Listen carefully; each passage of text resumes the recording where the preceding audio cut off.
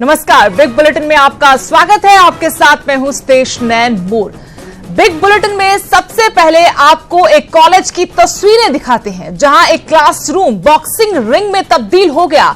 Video social media पर viral हो रहा है और लोग विश्वास नहीं कर पा रहे हैं कि लड़कियां भी इस तरीके से खुलेआम फाइट कर सकते हैं।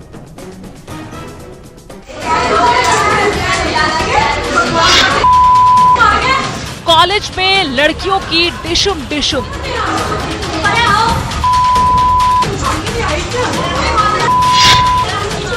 लड़कियों की लड़ाई का वीडियो वायरल।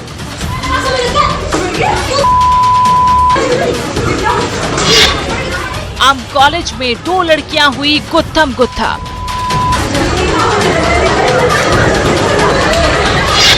हिमाचल के आम कॉलेज में हाई वोल्टेज ड्रामा। फाइट का ये सुपर सीन ऊना के आम कॉलेज का है। लोग सोशल मीडिया पर इसे चटखारे लेकर देख रहे हैं। इस वीडियो में जहां लड़कियां एक दूसरे पर खूब लात घूंसे चला रही हैं, वहीं एक दूसरे के साथ खूब गाली गलौज भी कर रही हैं। वीडियो जिला ऊना के महाराणा प्रताप कॉलेज अंब का है। कॉलेज प्राचार्य रमन कुमार ने पुष्टि की है कि लड़कियों का ये महाभारत उन्हीं के कॉलेज में हो रहा है। फाइट बिल्कुल क्लासरूम के अंदर चल रही है। सोशल मीडिया पर ऐसे 3 क्लिप वायरल हो रहे हैं। वहीं कुछ लोग टिकटॉक पर इसे अलग अलग अंदाज में एडिट कर मनोरंजन का साधन भी बना रहे हैं।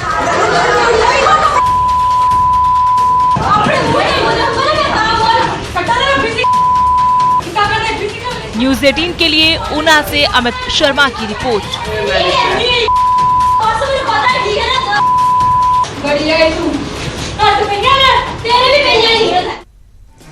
ये तस्वीरें अंब के महाराणा प्रताप कॉलेज की हैं। इस वायरल वीडियो में लड़कियां एक दूसरे की जमकर धुनाई कर रही हैं।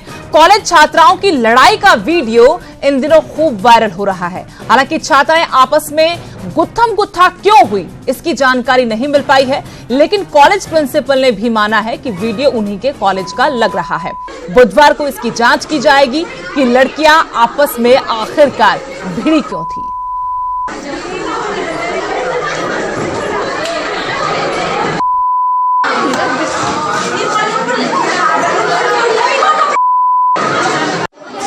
सोशल मीडिया पर यह वीडियो वायरल हुआ है। कॉलेज के बीच में ये दंगल आप देख रहे हैं। कुछ छात्र छात्राएं वहां मौजूद हैं, लेकिन सभी तमाशबीन बनकर इन 2 लड़कियों की फाइट को देख रहे हैं। वीडियो बनाया जा रहा है और ये वीडियो, जिसकी 3 क्लिप बताई है, सोशल मीडिया पर खूब वायरल हो रहा है। कॉलेज के प्रिंसिपल ने माना है कि वीडियो उन्हीं के कॉलेज का लगता है। मामला क्या था, इसकी जांच कल की जाएगी।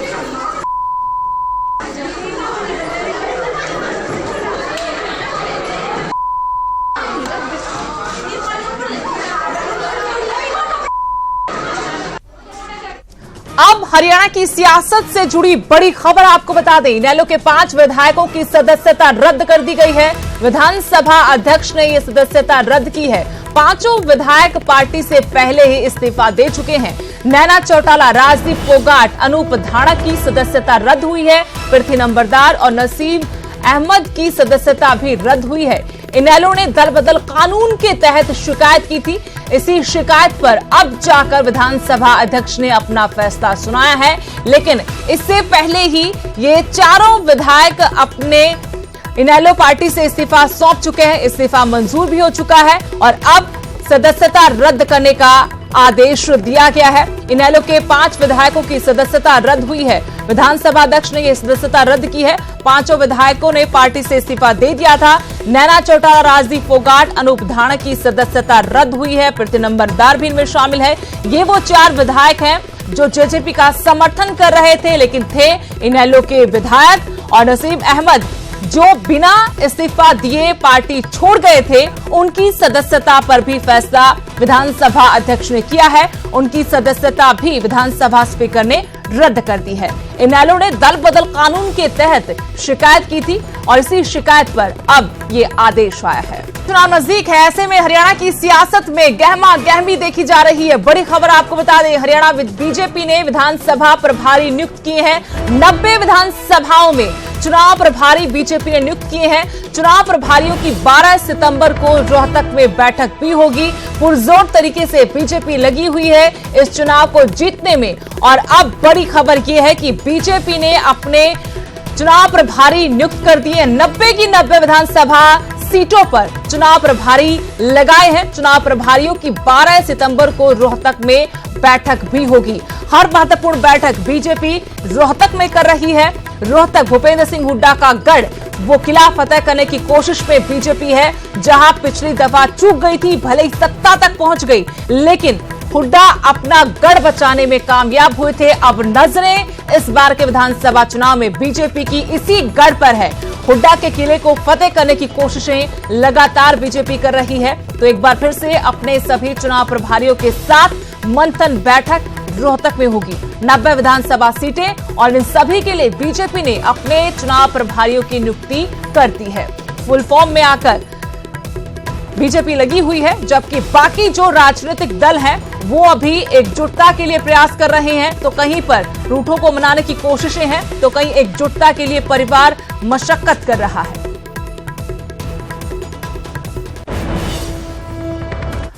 और वहीं हरियाणा के सियासी गलियारों में इन दिनों चौटाला परिवार सुर्खियों में है। हर कोई सवाल पूछ रहा है कि चौटाला परिवार एक होगा और परिवार के एक होने के बाद क्या सियासी मोर्चे पर भी इनेलो और जेजेपी एक साथ आएंगे। पिछले कुछ वक्त से जो घटनाक्रम चल रहा है वो दोनों की नजदीकियों की तरफ इशारा कर रहा है। बिखराव के बाद हाशिए पर आई इनेलो और अपनी सियासी जमीन तलाश रही जेजेपी क्या साथ साथ आ सकती है?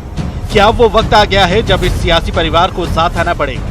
संकेत कुछ ऐसे हैं कि चौटाला परिवार एक हो सकता है, लेकिन क्या सिर्फ परिवार साथ आएगा या फिर इनकी सियासी राहें भी एक होंगी?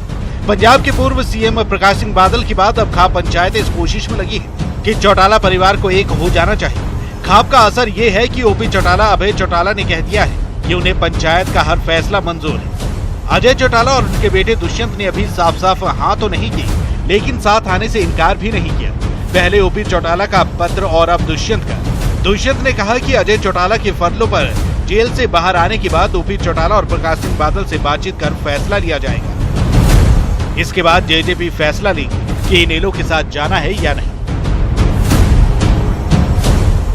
अजय सिंह चौटाला जी ने भी यही कहा है दोबारा कि उनने फरलो अप्लाई कर रखी है। अगले एक सप्ताह के अंदर, 10 दिन के अंदर, जैसे ही एडमिनिस्ट्रेशन की ओर से 14 दिन की उनकी फरलो मंजूर होगी, उसके बाद जहां भी सरदार प्रकाश सिंह बादल जी और चौधरी ओम प्रकाश चौटाला जी, उनको और अभय सिंह चौटाला जी को बुलाकर जो भी निर्णय लेंगे वो उनके लिए मान्य होगा। हम खापों का पूरी तौर पर सम्मान करते हैं, आदर करते हैं। जो भी फैसला इसके ऊपर डॉक्टर अजय सिंह चौटाला जी, सरदार प्रकाश सिंह बादल जी और चौधरी ओम प्रकाश चौटाला जी के साथ मिलकर लेंगे। संगठन का एक एक साथी उसके साथ चलने को पूरी तौर पर तैयार है। 25 सितंबर को चौधरी देवीलाल की जयंती पर इनेलो और जेजेपी ने अलग अलग कार्यक्रम रखे थे। परिवार को एक करने को लेकर हो रही कोशिशों के बीच जेजेपी ने फैसला किया है वो 25 के बजाय 22 सितंबर को महम नहीं, रोहतक में कार्यक्रम करेंगे। यानी ये दोनों दल एक दूसरे से प्रतिस्पर्धा में नहीं कूदना चाहते। इंतजार उस वक्त का है जब दोनों दल अंतिम फैसला लेंगे। Bureau report, news 18।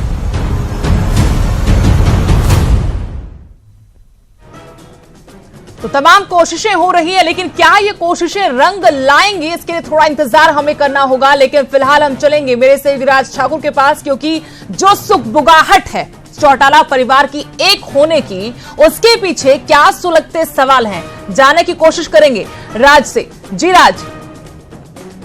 बहुत शुक्रिया। इस पूरी की पूरी कहानी को अगर समझते हैं तो यहां पर बहुत सी चीजें अब तक हो चुकी है। बहुत से दल आपके साथ आए, बहुत से दल आपसे दूर चले गए। शुरुआत एनएलडी से कर लेते हैं। एनएलडी के साथ बसपा हुआ करती थी, लेकिन बसपा साथ छोड़कर चली गई।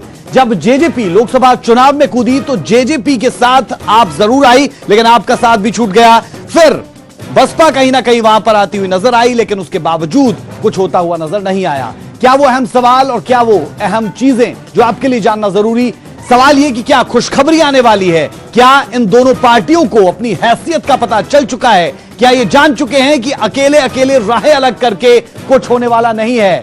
सियासी हालात किस तरीके का समीकरण बनाएंगे ये अहम हो जाता है। क्या दोनों को अपनी हैसियत पता चल चुकी है? हैसियत हम इसलिए कह रहे हैं क्योंकि दोनों अपने तरीके से कोशिशें कर चुके हैं, लेकिन होता हुआ कुछ नजर नहीं आता। क्या अब साथ आने के लिए ये मजबूर होंगे? अपना अस्तित्व बचाने के लिए ये कड़वा घूंट पीने को ये तैयार होंगे? ये अहम यहां पर हो जाता है। ये भी साथ साथ यहां पर जरूर चलेगा कि वो एनएलडी हो या फिर वो जजपा हो। लगातार दोनों की तरफ से ये कोशिश जरूर की गई अपने आप को ताकतवर दिखाने की, लेकिन क्या आने वाले दिन सुखद नहीं है, इस बात का अंदेशा हो चुका है। सवाल ये इसलिए भी अहम हो जाता है कि अगर ये दोनों एक साथ आते हैं तो कहीं ना कहीं बीजेपी और कांग्रेस के लिए कंपटीशन हो सकता है, क्योंकि एनएलडी का वोट बैंक जो हमेशा से 20 से 25% का रहता था वो यहां पर टूटा, लोकसभा चुनाव के दौरान टूटा। और ये तमाम कारण अब अगर इनसे निपटना है तो अगर ये चीज मुमकिन हो पाती है, यानी खुशखबरी मिल पाती है, ये करीब आते हैं और अगर ये दोनों एक साथ हो जाते हैं तो कहीं ना कहीं हम कह सकते हैं कि कुछ और खुशखबरी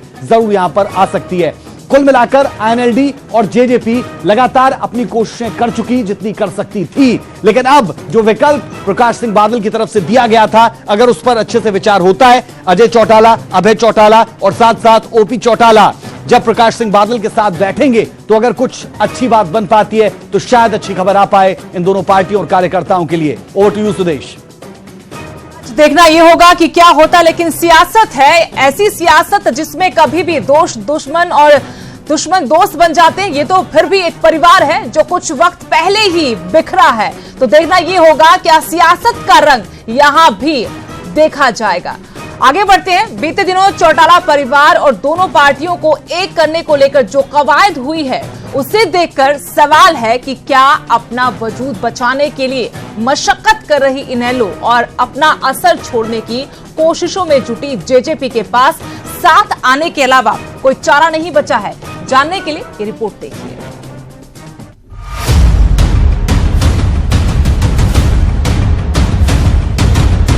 हरियाणा की खाप पंचायतें चौटाला परिवार को एक करने की कवायद में जुटी हैं। इनेलो और जेजेपी की मौजूदा स्थिति ऐसी है कि बिना सहारे के विधानसभा चुनाव के दंगल में मंगल करने की नहीं सोच सकती। लोकसभा चुनाव के बाद से इनेलो में भगदड़ मची है। 2014 में मुख्य विपक्षी पार्टी का तमगा हासिल करने वाली इनेलो 2019 के चुनाव तक 3 विधायकों तक सिमट गई।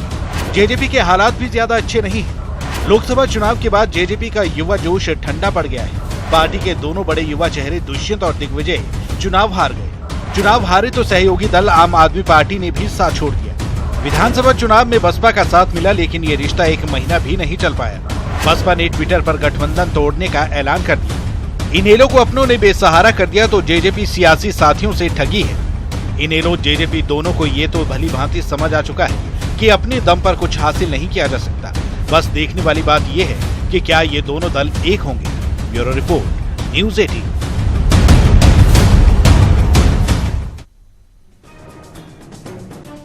अब बात करते हैं एक ऐसे झटके की जो कुछ देर पहले ही इनेलो को लगा है। जी हां, विधानसभा चुनाव से पहले सबसे बड़ा झटका लगा है इनेलो को।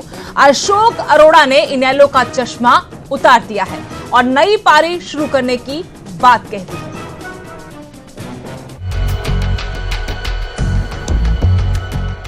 ये सियासत की सबसे नायाब तस्वीर है,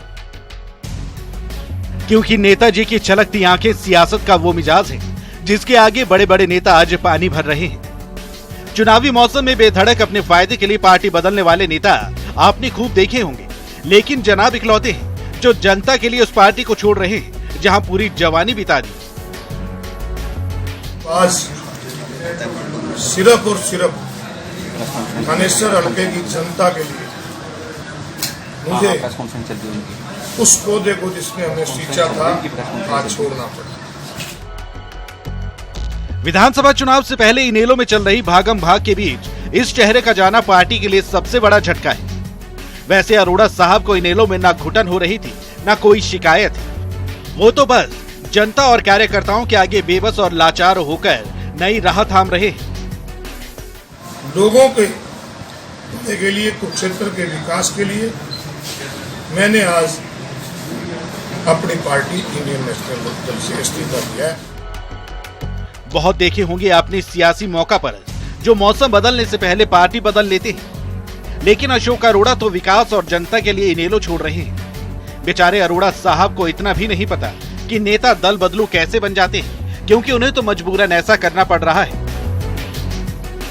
मुझे नहीं पता लोग कई बार पार्टियां कैसे बदल लेते हैं, परंतु आज सिर्फ और सिर्फ थानेसर हल्के की जनता के लिए मुझे उस पौधे को जिसमें हमने सींचा था आज छोड़ना पड़ा।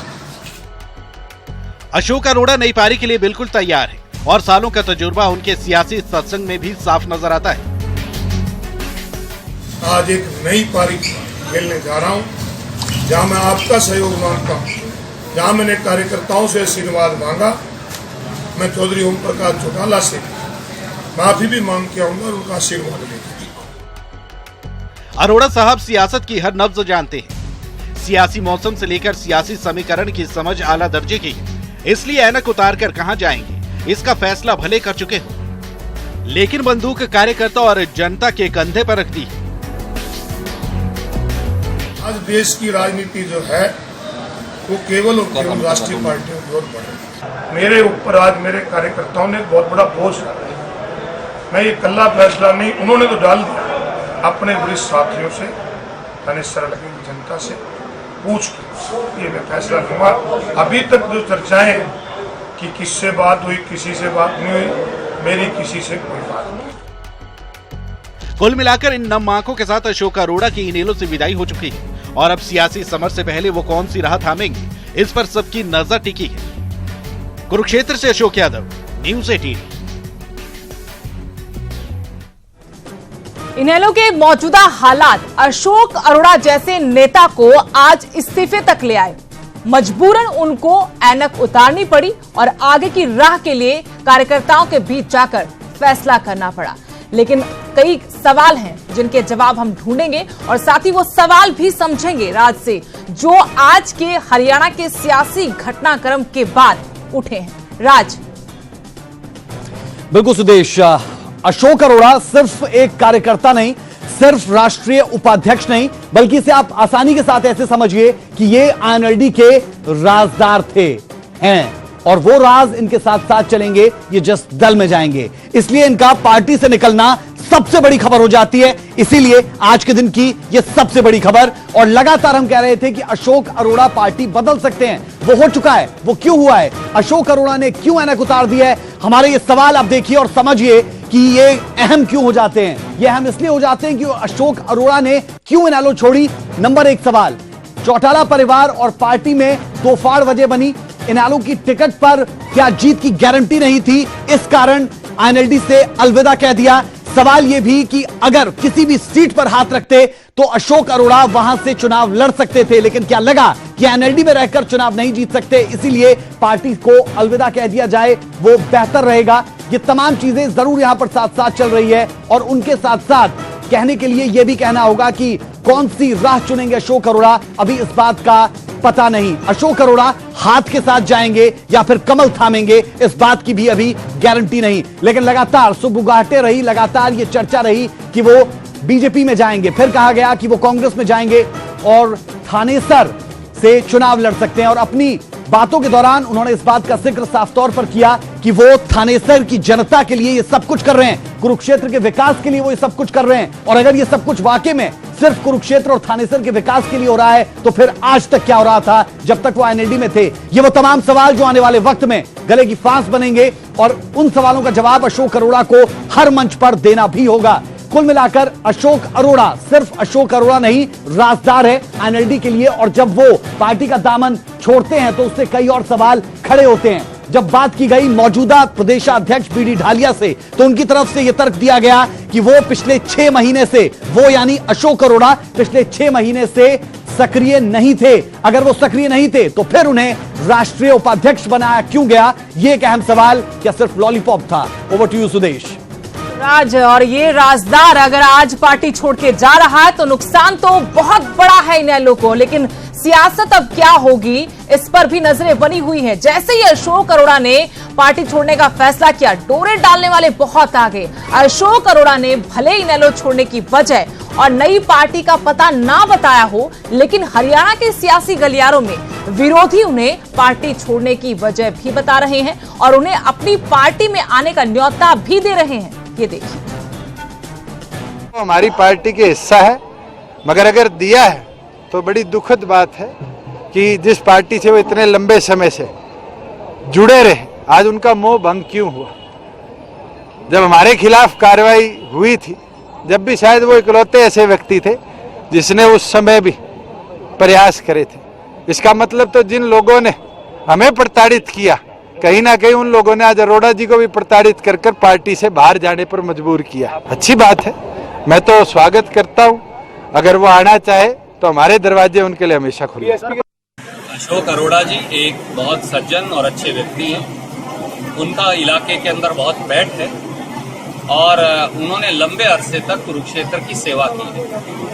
मुझे उनका निर्णय स्वयं उन्हें करना है, पर मुझे लगता है कि वो अगर कांग्रेस पार्टी में आएंगे तो कांग्रेस पार्टी को उनके आने से बहुत ताकत मिलेगी। अब हालात पूरे प्रदेश में ऐसे हैं, तो माननीय मनोहर लाल जी ने ऐसा प्रदेश के अंदर मंत्र फेरा है और जो सबका काम किया है, प्रदेश की जनता को बिना मतभेद से, बिना जात पात से, 2.5 करोड़ जनता, इसलिए विपक्ष में कुछ बचा नहीं है। भारतीय जनता पार्टी की तरफ ही सारा लोग अंदर एंट्री करें। तो देखा आपने किस तरह से हरियाणा की राजनीति के ये दिग्गज चेहरे अशोक अरोड़ा को अपने पाले में आने का न्योता दे रहे हैं। ये फैसला तो अशोक अरोड़ा को करना है, शायद वो कर भी चुके हैं, लेकिन यहाँ पर जरूर प्रतिस्पर्धा दिख रही है कि हमारे तरफ आइए, हमारा भी फायदा होगा, आपका भी फायदा होगा। लेकिन इंतजार करना होगा, अभी कुछ और राज सामने आना बाकी है। थोड़ा सा ब्रेक लेंगे बिग बुलेटिन में, लेकिन ब्रेक के उस पार जब लौटेंगे तो आपको दिखाएंगे कि किस तरह से हरियाणा की सड़कों पर घूम रही है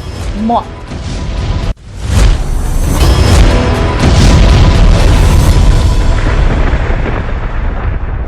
ब्रेक के बाद स्वागत है आपका बिग बुलेटिन में। हरियाणा की सड़कों पर मौत घूम रही है। सड़क पर अगर सांड दिख जाए तो संभल जाइए, क्योंकि सांड पर यमराज घूम रहे हैं। हम ऐसा क्यों कह रहे हैं, ये जानने के लिए रिपोर्ट देखिए। ये सड़क पर दौड़ती मौत की दस्तक है। ये सड़क पर यमराज का साक्षात दर्शन है। तस्वीरें पानीपत के सौदापुर गांव की, जहां ये दौड़ते हुए 2 सांड आए और आधा दर्जन लोगों की जान पर खतरे के बादल बनकर मंडराए। देखिए देखिए जरा कैसे ऑटो एकाएक सड़क पर ही गिर गया और सांड अपनी ही मस्ती में कांड कर आंखों से ओझल हो गए। ये मौत का खूनी खेल सिर्फ पानीपत ही नहीं, हरियाणा के अलग अलग हिस्सों में चल रहा है। सिर्फ हरियाणा ही क्यों, पंजाब में भी आलम कुछ ऐसा ही है। फाजिल्का से लेकर जालंधर, जालंधर से लेकर पटियाला, संगरूर और जीरकपुर में भी सड़क पर मौत का तांडव ऐसे ही देखने को मिलता रहा। अब आप इन खौफनाक तस्वीरों को देखिए, लेकिन यह वीडियो कमजोर दिल वालों के लिए नहीं है। इस वीडियो में सांड एक शख्स की जान पर कुछ इस अंदाज में भारी पड़ते हैं कि वो सड़क पर तड़प तड़प कर दम तोड़ देता है। दिल सहम जाने वाली ऐसी ही तस्वीरें लगातार सामने आ रही हैं, लेकिन इस पर रोक लगाने वाला कोई नहीं। अब आप इन 3 तस्वीरों को देखिए। पटियाला, संगरूर और जीरकपुर से आई ये दर्दनाक और खौफनाक तस्वीरें। सबसे पहले पटियाला की यह तस्वीर देखिए। सुनसान सड़क पर अपनी ही चाल में मदमस्त चलता ये बाइक सवार और फिर सड़क पर धड़ाम। संगरूर का यह मंजर देखिए, जहां एक पुलिस जवान पर सांड का हमला इस कदर हावी हुआ कि पुलिसकर्मी की जान ही चली गई। और आखिर में जीरकपुर की ये वो तस्वीरें जहां सांड का अटैक इतना खतरनाक था कि एक मासूम की जिंदगी निकल गया। महिला और पुरुष की जान तो बच गई, लेकिन नन्ही सी जान इस हादसे को नहीं सह पाई। सांड जिंदगी पर भारी है, लेकिन प्रशासन से लेकर सरकार कुछ भी कर पाने में असमर्थ। Bureau report, news 18। तो सड़क पर घूमते ये सांड कैसे यमराज बनकर घूम रहे हैं, इसकी तस्वीर आपको दिखाते हैं। तस्वीरें पानीपत की हैं, जहां दो सांडों की लड़ाई में एक ऑटो पलट गया। सांड की इस टक्कर ने 6 लोगों को अस्पताल पहुंचा दिया। तस्वीरें सीसीटीवी में कैद हुई हैं, जो बता रही हैं कि कैसे ये आवारा सांड सड़क पर मौत का सबब बन रहे हैं।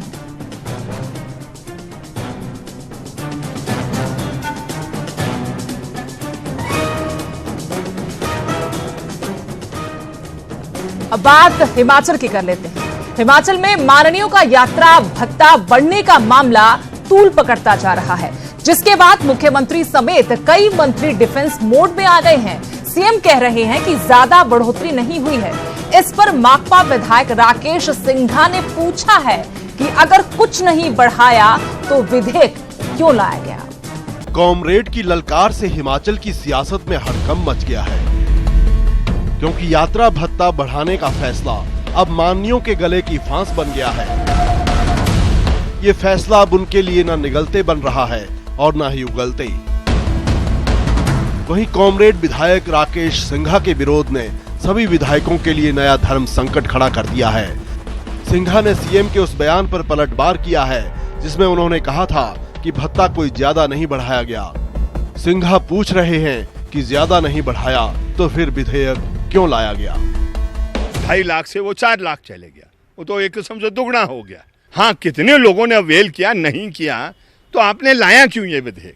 ये पहला प्रश्न है। ये जनता भी पूछ रही है कि अगर नहीं कोई इस्तेमाल कर रहा है इसको, तो लाने की क्या जरूरत थी। सिंघा ने कांग्रेसी विधायक सुखविंदर सिंह सुक्खू के बयान पर भी चुटकी ली है।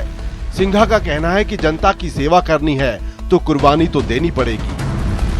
सुक्खू ने कहा था कि 2000 रुपए तो रोज चाय के लग जाते हैं, इसलिए जो जनता के सेवक बन रहे हैं वो वेतन भी ना ले।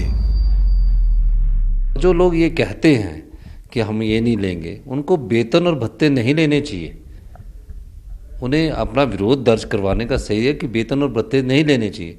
मैं फिर कह रहा हूँ, जिस यात्रा भत्ता को आप नाम दे रहे हो वो यात्रा भत्ता नहीं है। वो यात्रा भत्ता का पहले जो 2.5 लाख रुपया मिलता था, उस क्लेम को बढ़ाने की जो सीमा है उसको 4 लाख किया गया है। हम आए हैं अपनी इच्छा से जनता की सेवा करने के लिए, तो जब आप सेवा करना चाहते हैं तो आपको कुर्बानी भी तो करनी है, चाहे आर्थिक रूप से है, सामाजिक रूप से है, तो कुर्बानी तो करनी होगी। कॉमरेड सिंघा नेताओं को अपनी अंतरात्मा में झांकने को कह रहे हैं। वहीं सदन में कामकाज के दौरान कई दफा वॉकआउट करने वाले नेता विपक्ष मुकेश अग्निहोत्री इस मुद्दे पर सरकार के साथ खड़े हैं। ये कोई दोहरा रवैया इसमें कोई नहीं है। हिमाचल प्रदेश विधानसभा में एक बिल सरकार लेके आई कि ये इसका नाम है हिमाचल प्रदेश सदस्यों के वेतन और भत्ते। एक्चुअली इसका नाम जो है वेतन और भत्तों से जुड़ा है, इसलिए इस पे हमेशा ही रिएक्शन होता है। फिलहाल जनता के नुमाइंदों की मौज परस्ती का बोझ गरीब जनता पर डाला जा चुका है और विरोध में सिर्फ एक कॉमरेड खड़ा है। बाकी सभी इस मुद्दे पर अपने सारे आपसी मतभेद भुला चुके हैं। शिमला से रणवीर सिंह के साथ ब्यूरो रिपोर्ट। तो माननीयों पर मेहरबानी और उसके बाद राकेश सिंघा की ललकार सत्ता पक्ष और विपक्ष दोनों पर भारी पड़ रही है। बड़ा सही सवाल उठा है कि अगर कुछ बढ़ाया नहीं तो फिर आप विधेयक क्यों लेकर आए पटल पर। राज, आपके पास आना चाहते हैं और जो तमाम सवाल उठे हैं वो जानना चाहते हैं। बिल्कुल, बेहद शुक्रिया सुदेश। हिमाचल प्रदेश में बीजेपी और कांग्रेस दो दल ऐसे जो मजबूत नजर आते हैं और हर मर्तबा सत्ता की मलाई को भोगते हैं, लेकिन इन तमाम दलों के बीच में एक दल ऐसा जो बहुत कम बार जीत पाता है और कॉमरेड्स यहां पर एक अहम किरदार जरूर निभाते हैं। वो चाहे हिमाचल की आप सियासत की बात कर लें या फिर किसी भी अहम मुद्दे को उठाने की बात कर लें। और यहां पर एक बार फिर से कॉमरेड की ललकार झेलनी पड़ रही है, ना सिर्फ सत्ता पक्ष को बल्कि कांग्रेस को भी। जी हां, गले में हड्डी की तरह कुछ सवाल जरूर चुभेंगे सरकार के भी और कांग्रेस के भी। और साथ साथ ये एक कॉमरेड की ललकार यहां देखने को मिली तो कुल मिलाकर मुश्किलें पैदा हो गई। किस तरीके से राकेश सिंघा ने खरी खरी सुनाई न सिर्फ सीएम को, न सिर्फ नेता विपक्ष को, बल्कि साथ साथ उन तमाम विधायकों को जो अब की बार कह रहे हैं कि सरकार ने बहुत अच्छा किया। कुछ नहीं बढ़ाया तो विधेयक लाया क्यों गया, यह सवाल उठाया जा रहा है। हिमाचल में यात्रा भत्ता बढ़ाने पर तूफान सा मचा है और अगर यहां पर यह कहा जाए कि मलाई खाने में कांग्रेस बीजेपी एक साथ नजर आती है तो कुछ गलत नहीं होगा और राकेश सिंघा भी लगातार इसी बात का जिक्र कर रहे हैं। राकेश सिंघा कह रहे हैं कि अगर यह सब कुछ किया गया तो क्यों किया गया। तो कुल मिलाकर यहां पर राकेश सिंघा का जो सवाल है वो वाजिब नजर आता है और लगातार जनता की तरफ से भी यह सवाल सोशल मीडिया पर पूछा जा रहा है कि जो चीज आपने बढ़ाई उस चीज को आपने क्यों बढ़ाया, और अगर आप दावा यह कर रहे हैं कि इस चीज को बढ़ाया नहीं गया तो फिर इसकी जरूरत क्या थी।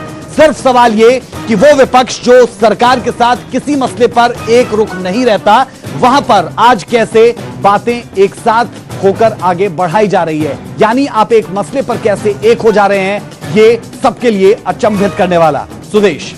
बिल्कुल राज, राकेश सिंघा के सवालों का जवाब ना दे, लेकिन जिस जनता की सेवा की आड़ में ये विधेयक लेकर आए हैं और बार बार हवाला दिया जा रहा है कि हम तो जनता के सेवक हैं और ये हमारी जरूरत है, क्योंकि जनता की सेवा तभी कर पाएंगे जब हमारी जेबें भरी होंगी, तो उनको तो जवाब दे सरकार।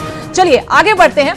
पाकिस्तान में अल्पसंख्यकों पर पड़ रहे अत्याचार से इमरान खान के चेहरे से झूठ का नकाब उतरता जा रहा है। अब दुनिया भी मानने लगी है कि पाकिस्तान इंसानों के रहने लायक देश नहीं बचा है।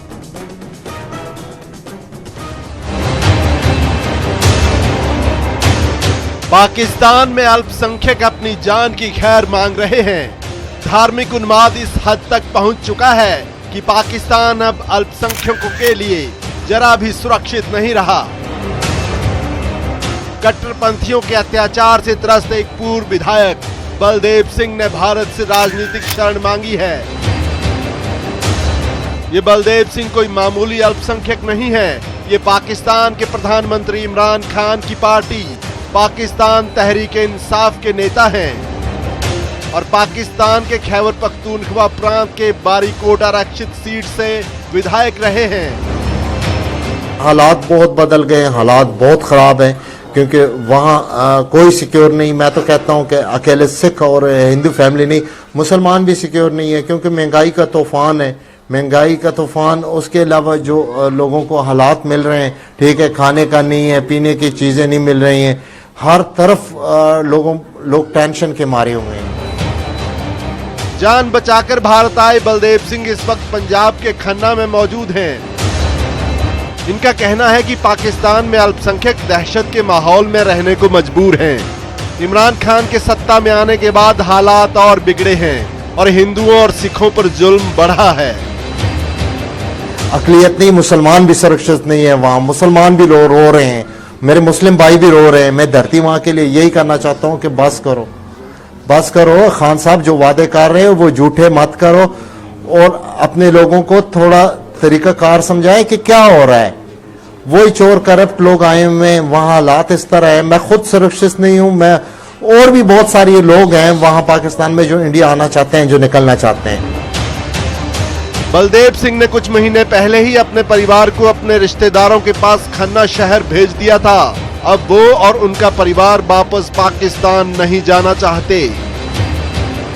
मोदी सरकार से यही रिक्वेस्ट है कि मेरे छोटे छोटे बच्चे हैं, मैं 5 जोड़ों में निकला हूँ, वहां से कुछ अपने आप को सुरक्षित नहीं समझ रहा था, तो मैं बहुत तरीकेकार से वहां से निकला। हाँ, यहीं रहना चाहती हूँ, मैं अपने नानी लोगों के पास रहना चाहती हूँ। पाकिस्तान नहीं जाना चाहते? नहीं। हाँ, मैं भी यहीं रहना चाहता हूँ, मेरे नानी सारे यहाँ हैं। पाकिस्तान में नहीं जाना चाहते? नहीं। ये है हिंदुस्तान के खिलाफ प्रोपेगेंडा करने वाले और कश्मीरियों के झूठे हमदर्द बनने वाले इमरान खान की असल हकीकत। अब दुनिया को आंखें खोल लेनी चाहिए और देखना चाहिए कि पाकिस्तान कैसे मानवाधिकारों की कब्रगाह बनता जा रहा है। Bureau report, news 18। बेबात घड़ियाली आंसू बहाने वाला पाकिस्तान इन सवालों पर क्या जवाब देगा, कहां मुंह छुपाएगा।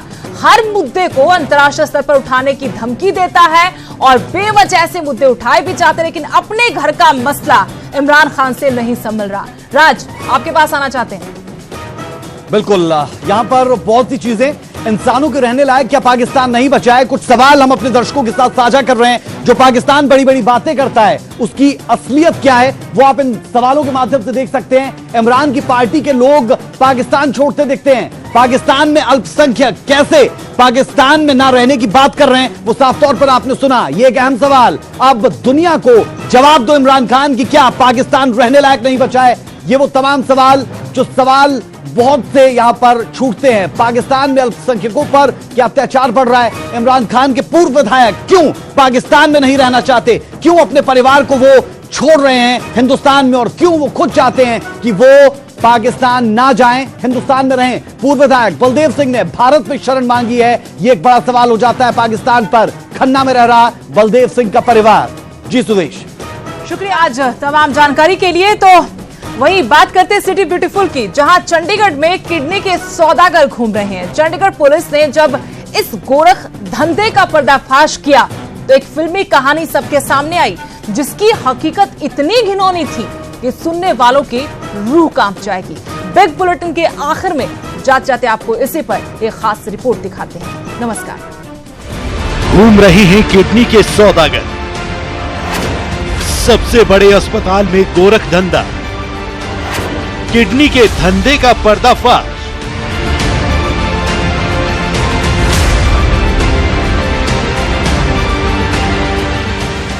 देश के सबसे बड़े अस्पतालों में एक पीजीआई चंडीगढ़ में किडनी ट्रांसप्लांट का मामला सामने आने के बाद पुलिस ने एक महिला को गिरफ्तार किया है।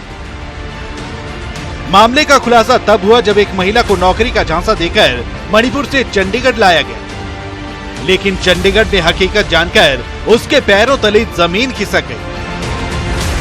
वो वैसे मणिपुर की रहने वाली है और उसको चंडीगढ़ में इस प्रिटेक्स्ट पे ल्योर करके लाया गया कि उसको चंडीगढ़ में अच्छी जॉब दिलवाई जाएगी, और इसलिए वो चंडीगढ़ में आई।